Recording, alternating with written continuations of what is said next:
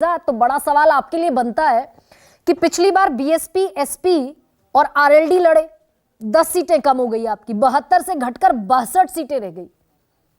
तो इस बार तो पूरा अलायंस जो है वो महाराष्ट्र में चुनौती देगा, बंगाल में चुनौती देगा, बिहार में चुनौती देगा। देखिए, सबसे पहले तो पहली बार आपके डिबेट में मुझे भाग लेने का मौका मिल रहा है और वो भी नववर्ष के पहले दिन पर और 24 मिनट बाद, क्योंकि आपने मुझे मौका दिया है। तो मेरी केवल एक ही इल्तिजा है कि बीच में कुछ लोगों की पुराने वर्षों की आदत छूटती नहीं है इंटरप्ट करने की, टोका टाकी करने की। तो कम से कम मेरे पूरे वक्तव्य को एक बार हो जाने दीजिए। देखिए, सबसे पहले तो मैं अनुराग जी के एक सवाल का जवाब दे देता हूँ, वरना वो पूरे डिबेट में टोका टाकी करेंगे।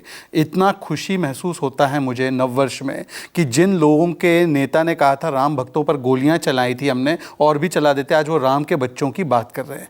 कितना अच्छा लगता है कि अबू आज़मी आज़म खान की पार्टी, गायत्री प्रजापति की पार्टी महिलाओं के विषय में आज चिंता जताती है। मैं तो कहता हूं कि हमने तो उन दोनों कार्यकर्ताओं को लात मारकर निकाल भी दिया, उनको गिरफ्तार भी किया। आप बताइए, गायत्री प्रजापति की बीवी को टिकट किसने दिया है? जब आईटी सेल कांग्रेस पार्टी के चिराग ने अपनी ही महिला कार्यकर्ता के साथ बदतमीजी की तो उसको बचाने का काम किसने किया? और नीना साहनी के केस का पार्टी कौन सा है? तंदूर कांड वाली पार्टी कौन सी है? और बेलगावी में जो कर्नाटका में जो किस्सा हुआ जिसपे कर्नाटका हाईकोर्ट ने बोला, उस पर क्या किया? और राजस्थान नंबर 1 हो गया था महिला उत्पीड़न में, शांति धारीवाल, जिसने कहा मर्दों का प्रदेश है, बलात्कार होता रहेगा, उसको टिकट दे दिया। तो मुझे लगता है कम से कम आज इतने गंभीर विषय को इस विषय में मिलाकर मुझे लगता है इस विषय की गंभीरता को कम नहीं करना चाहिए। नहीं, ऐसे में जो भी लोग ऐसा दावा करते हैं कि भाई आपकी पार्टी सात्विक है, दूसरी पार्टी पापी है, वो एडीआर के रिपोर्ट पढ़ ले और ये तय कर ले कि संसद में किस पार्टी के कितने दागी मैं बिल्कुल इस पे कितने दागी सांसद। बिल्कुल अब आगे बढ़ते हैं, विषय पर आ जाइए। आज विषय पे आते हैं। देखिए, क्योंकि सभी लोगों ने शायरी, शेरो शायरी सुनाई है, तो मैं भी सुना दूं इरशाद कि अवनी जी और मेरे भाई अभिषेक जी ताउम्र यही गलती करते रहे, धूल चेहरे पर थे और ये आईना साफ करते रहे। अब बताइए, हम लोगों का बड़ा क्लियर कट है। एक तो है कि चाहे आपको अच्छा लगे या बुरा लगे, मोदी जी का, बीजेपी का देश के लिए मिशन और विजन सेट है कि 10वें से 5वें स्थान पर, 30वें स्थान पर अर्थव्यवस्था ले जाना है, 13.5 करोड़ लोगों को गरीबी से निकालना है, 60 करोड़ लोगों तक लाभ पहुंचाना है, चाहे वो उज्ज्वला गैस सिलेंडर हो, चाहे वो मुद्रा लोन योजना हो, चाहे वो जनधन अकाउंट की योजना हो, चाहे वो पक्के आवास हो, चाहे नल से जल हो, चाहे उसके अलावा हमने 70 एयरपोर्ट बना दिए, हमने दुगने रेट से हाईवे बना दिए। हमारा एक मिशन और विजन है। मैं इनसे पूछना चाहता हूं, मैंने जो आंकड़े गिनाए उस पर आपका मिशन या विजन बताइए, आपका परफॉर्मेंस बताइए। परफॉर्मेंस के आधार पर ही जब 3 राज्यों के चुनाव हुए तो बेरोजगारी सबसे कम कहां थी? मध्य प्रदेश में, और 20% से ज्यादा बेरोजगारी दर था राजस्थान में। सबसे ज्यादा महंगाई राजस्थान में थी, इसलिए जनता ने 5 वर्षों में राजस्थान छत्तीसगढ़ की सरकार को चलता किया और हमारी 18 वर्ष की सरकार को रिपीट किया, मतलब प्रो इनकम्बेंसी। अब आपके सवाल पे आते हैं। देखिए, इससे पहले जो 2019 का चुनाव था, गरिमा जी, क्योंकि आप आंकड़ों को बहुत अच्छा स्टडी करती है, 224 लोकसभा की सीटें थी जहां पर हमारा वोट शेयर 50% था। इस बार हमारा टारगेट है कि हम 350 सीटों पर मोदी की जो गारंटी है, जिसपे अभी एक निर्णय आया है, उसको ले जाते हुए 350 सीट पर अगर हम 50% वोट के लिए प्रयास करेंगे तो ये सारे लोग एक भी आ जाए तो उसके कोई फायदे नहीं होंगे। मैं यूपी से शुरुआत कर लेती हूँ शहजाद। हाँ, यूपी से शुरुआत करते हैं। मुझे ये बताइए, मैं आपको इसी में एक जोड़ देता हूं, जल्दी, बहुत जल्दी। देखिए, इन्होंने कहा कि हम इंडी अलायंस बनाएंगे, अच्छी बात है। वैसे तो हमारा मिशन और विजन है, इनका तो पूरा कंफ्यूजन है। आज आपने सुना है क्या बयान निकल कर आया है तृणमूल कांग्रेस का? कुणाल घोष कहते हैं ये दलाल है कांग्रेस पार्टी। मैं उस पर आ रहा हूं, मैं आपको समझाता हूं। नहीं, सियासी बयानबाजी नहीं, उस पर मैं आ रहा हूं। एक 10 सेकंड दे दीजिए। अब 10 सेकंड, पहली बार आया हूं तो थोड़ा सा आप मुझे कंसेशन दे दीजिए, ये मानकर कि पहला आपके साथ शो है। केवल 10-15 सेकंड में आपकी बात का जवाब आएगा। इसके अलावा आप देखिए, आम आदमी पार्टी बनाम कांग्रेस पंजाब दिल्ली में, नीचे आप आ जाइए तो आपको देखा महाराष्ट्र में उद्धव सेना और कांग्रेस पार्टी दोनों संजय संवाद कैसे कर रहे हैं। उससे नीचे केरल में कांग्रेस पार्टी जो है लेफ्ट पार्टी को गालियां दे रही, वो कह रहे वायनाड से लड़ना। मैं इसलिए कह रहा हूं, इंडी गठबंधन की आवश्यकता क्या है? मैडम, इंडी गठबंधन की आवश्यकता पहले से तमिलनाडु में था, वहां पर तो पहले से ही उनका अलायंस बना हुआ है, कोई नया ऐड नहीं होगा।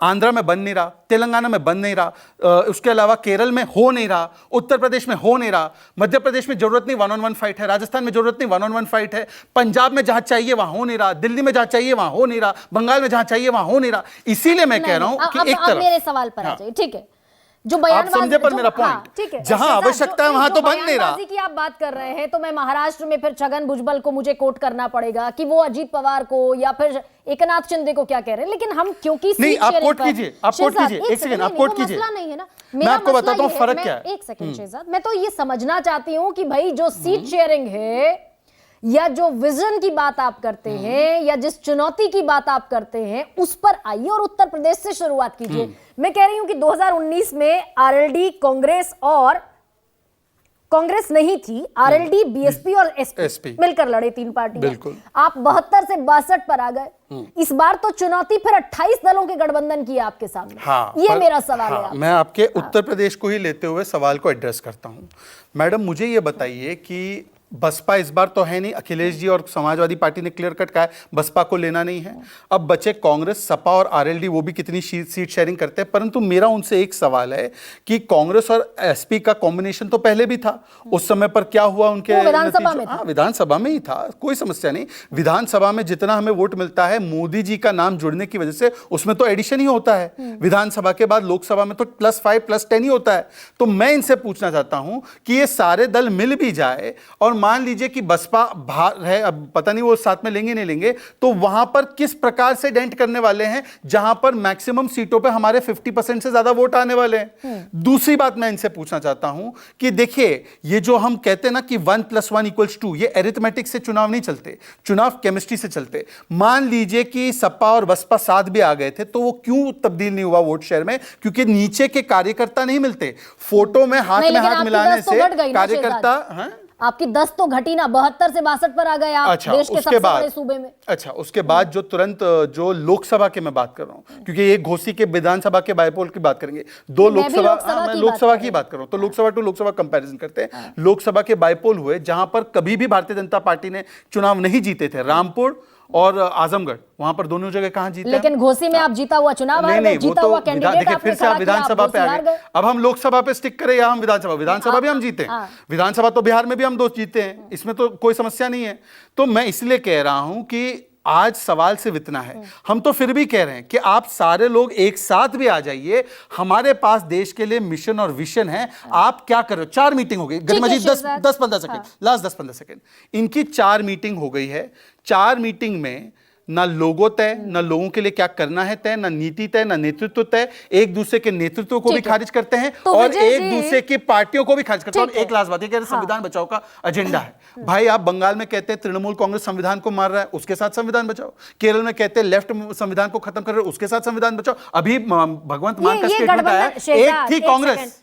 हाँ, ठीक है, भगवंत मान जो कह रहे हैं, उस पर भी सवाल पूछती अगर आम आदमी पार्टी का रिप्रेजेंटेटिव होता। लेकिन गठबंधन में ये दिक्कतें चलती हैं शहजाद। आप जिस चीज को अंडरलाइन कर रहे हैं, उस गठबंधन में छगन भुजबल कह रहे हैं कि भाई हम सरकार छोड़ देंगे अगर आपने मराठा समुदाय को ओबीसी का टिकट दिया। इधर जीतन राम मांझी कह रहे हैं कि वो भी जमुई से टिकट लड़ेंगे। इधर चिराग पासवान का और पशुपतिनाथ पारस का झगड़ा है। एनडीए में भी ऐसा नहीं है कि सब कुछ सीमेंटेड है। एक ही वाक्य दे दीजिए। इधर अनुप्रिया पटेल एक ही वाक्य दे दीजिए, जनगणना होनी गरिमा जी, चाहिए। एक ही वाक्य दे दीजिए इसी विषय पे। देखिए, मैं आपकी बात स्वीकारता हूं कि जब अलग अलग दल होते हैं, निश्चित रूप से वो अपने अपने भावनाओं को प्रकट करते हैं, परंतु उसका तरीका भी, एक पार्टी दूसरी पार्टी को दलाल, एक पार्टी दूसरी पार्टी को कावर्ड, साइकोपैथ, एक गठबंधन का साथी कह रहे एक थी कांग्रेस। इस प्रकार की शब्दावली किसी हमारे गठबंधन के साथी ने अभी इस्तेमाल की है क्या? इसका उत्तर है नहीं। चिरकुट छुटोइया किसने कहा? ठीक है, उसका नुकसान अखिलेश किसने कहा? तो हम यही कह रहे हैं कि अंतर देखिए इसमें, बस यही है।